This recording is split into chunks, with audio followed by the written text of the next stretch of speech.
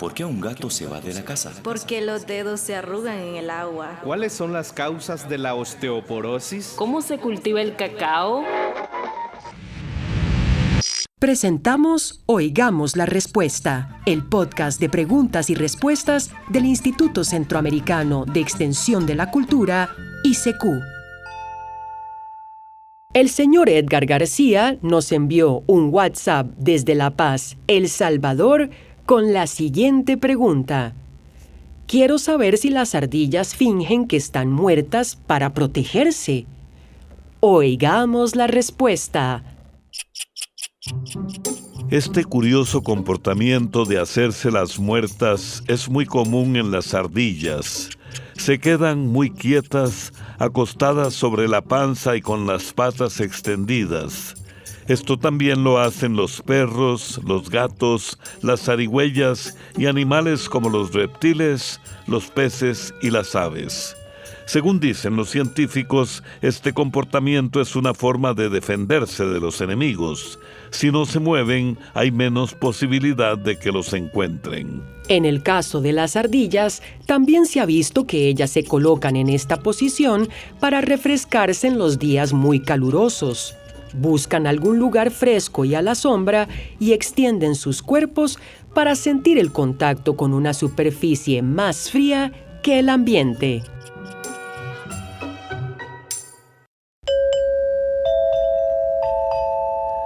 Desde la ciudad de Panamá, el señor Isaac González Rovira nos envía un correo electrónico y dice lo siguiente.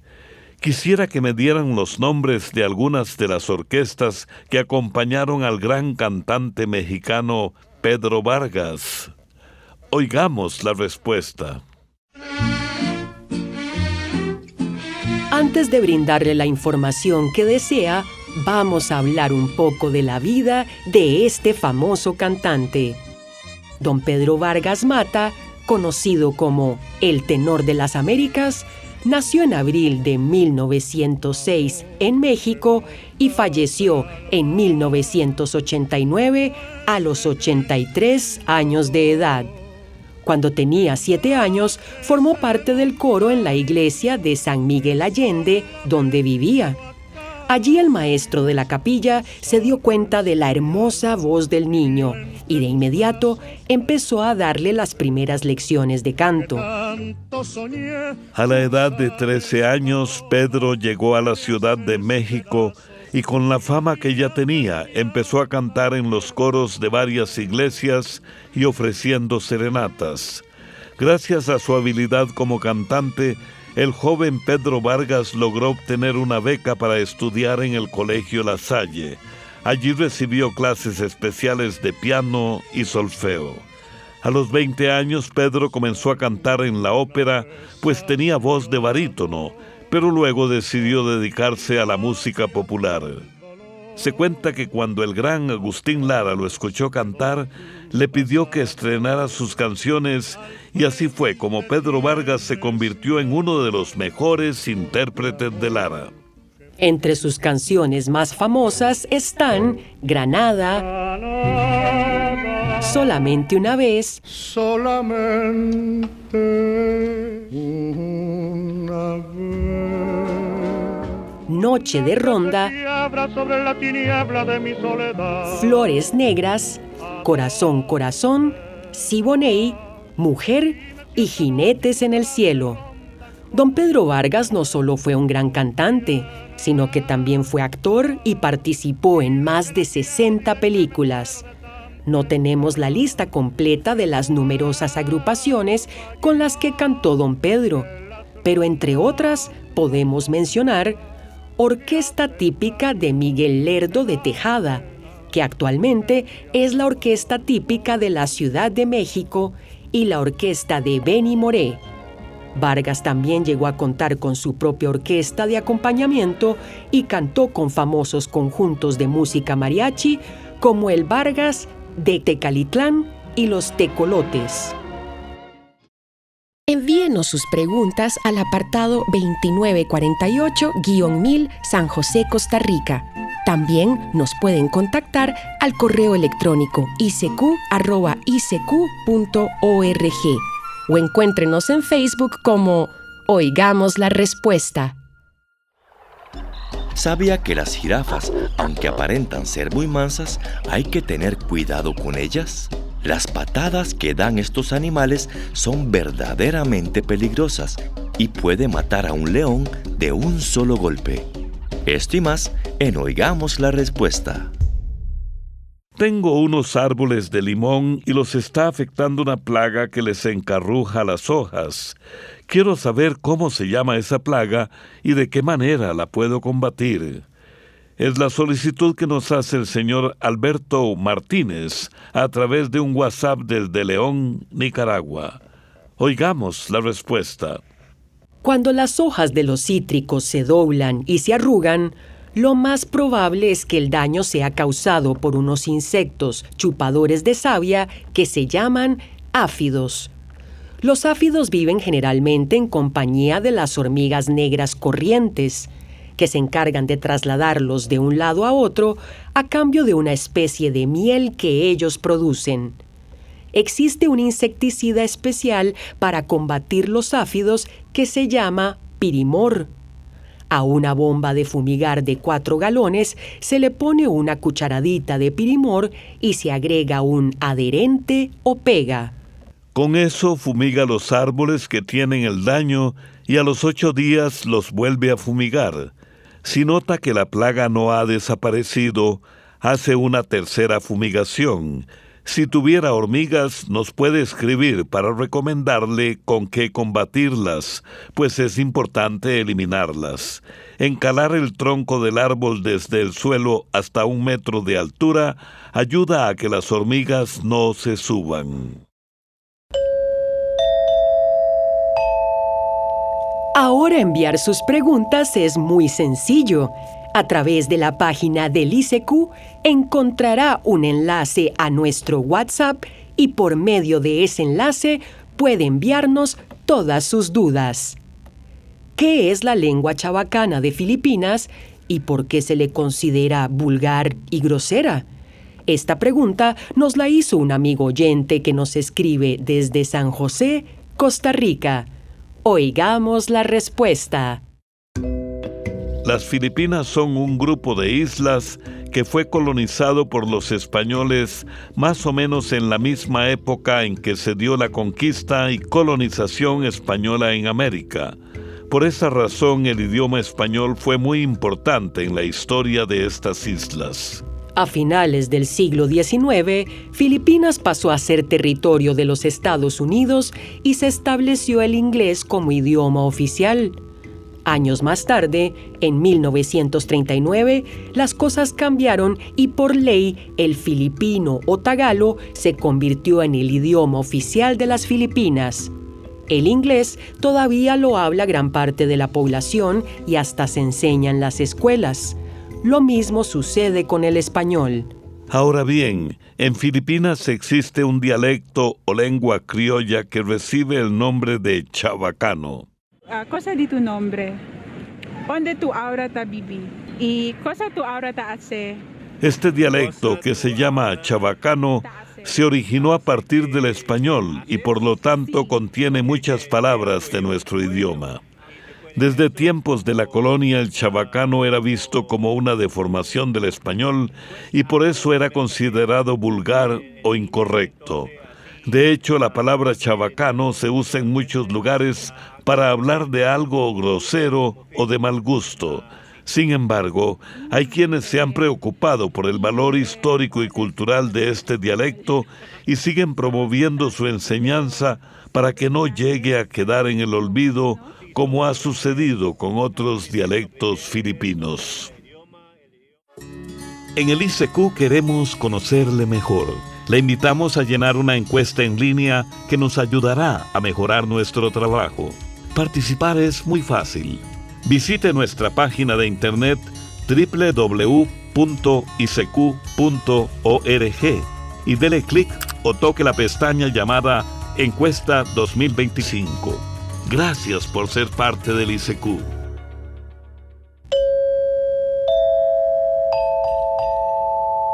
Recuerde, puede disfrutar de este programa en su versión podcast en nuestro canal de YouTube de Oigamos la Respuesta.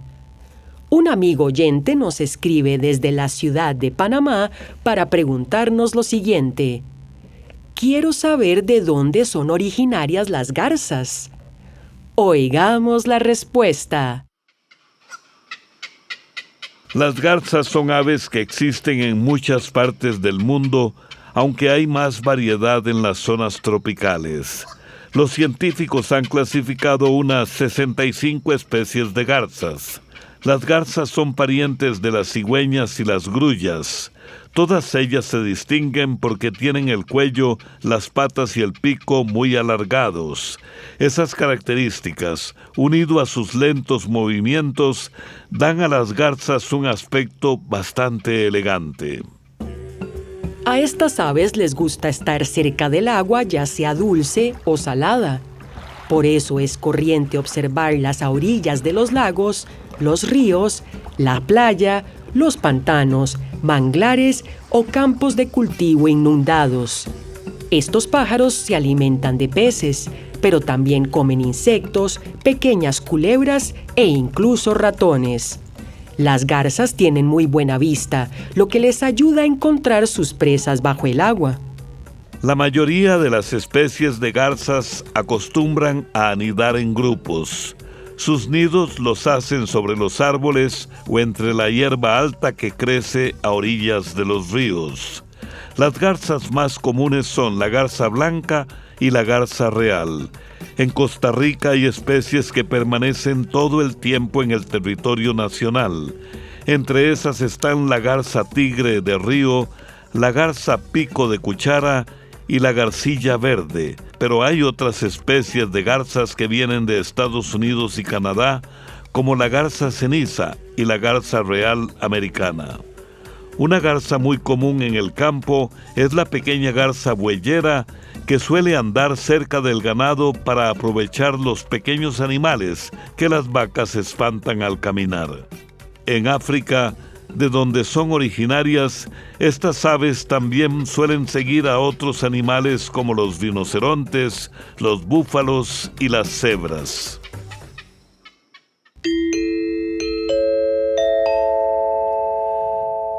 Desde Ciudad de Guatemala, un amigo oyente pregunta: quisiera saber cómo fue que se establecieron los acueductos y dónde funcionó el primero. Oigamos la respuesta. Los primeros pueblos que se formaron en las distintas partes del mundo se construyeron cerca de las fuentes de agua como ríos y lagos. Pero conforme esos pueblos crecieron y se convirtieron en ciudades, fue necesario llevar el agua desde fuentes lejanas hasta donde se necesitaba. Y para hacerlo, se construyeron los llamados acueductos. Según lo que hemos investigado, el primer acueducto lo mandó a construir un rey de Asiria hace unos 2700 años para regar los jardines de su palacio. Pero fueron los antiguos romanos quienes se destacaron por los acueductos que construyeron.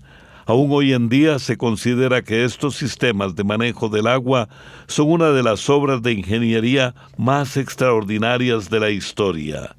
Los romanos usaron esos acueductos para abastecer pozos, baños y fuentes. Como en la ciudad de Roma pocas casas tenían baños privados, los romanos construyeron cientos de baños públicos. Como el paso del agua que llegaba por los acueductos no se podía detener, se dejaba correr.